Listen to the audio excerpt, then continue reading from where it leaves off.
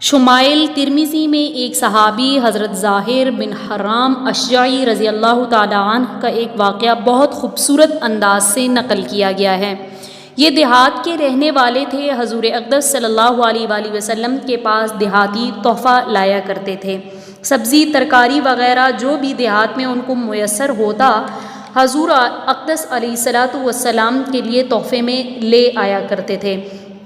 آپ صلی اللہ علیہ وآلہ وسلم ان کا تحفہ بہت خوشی کے ساتھ قبول فرما لیا کرتے تھے، اور یہ صورت و شکل کے اعتبار سے قبول صورت نہیں تھے، لیکن ان کی سیرت اور کمال ایمان اعلیٰ درجہ کا تھا۔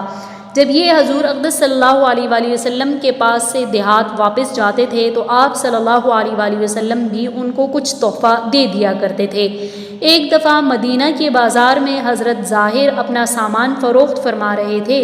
حضور اقدس صلی اللہ علیہ وآلہ وسلم نے چپکے سے پیچھے کی طرف سے آ کر اچانک ان کی آنکھوں کو بند کر دیا۔ اب ان کو کچھ نظر نہیں آ رہا تھا اور معلوم بھی نہیں تھا کہ یہ کون ہے۔ ان کے ذہن میں یہ بات ہے کہ معلوم کہ عام لوگوں میں سے کوئی ہے، زور زور سے شور مچا کر کہنے لگے کہ یہ کون ہے، مجھے چھوڑ دو۔ پھر کن اکھیوں سے حضور اقدس صلی اللہ علیہ وآلہ وسلم کو دیکھ کر پہچان لیا۔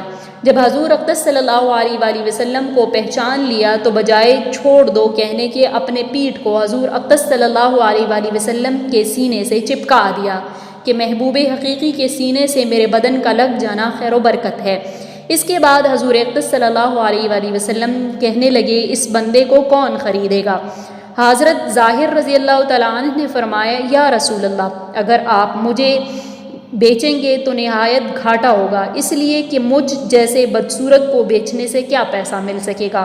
اس پر حضور اقدس صلی اللہ علیہ وآلہ وسلم نے ارشاد فرمایا کہ آپ اللہ کے یہاں کم قیمت اور سستے نہیں ہیں، بلکہ اللہ کے نزدیک آپ بہت زیادہ قیمتی ہیں۔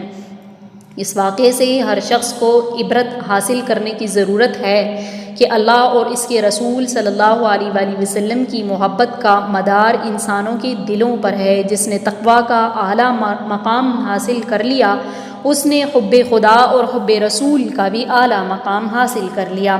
حدیث میں آتا ہے کہ حضرت اسامہ رضی اللہ تعالیٰ عنہ بہت کالے تھے، مگر حضرات صحابہ میں حضور اقدس صلی اللہ علیہ وآلہ وسلم کو حضرت اسامہ کی محبت سب سے زیادہ تھی۔ ایک دفعہ حضرت عائشہ رضی اللہ تعالیٰ عنہا سے فرمایا کہ تم اس سے محبت کرو کیونکہ میں اس سے محبت رکھتا ہوں۔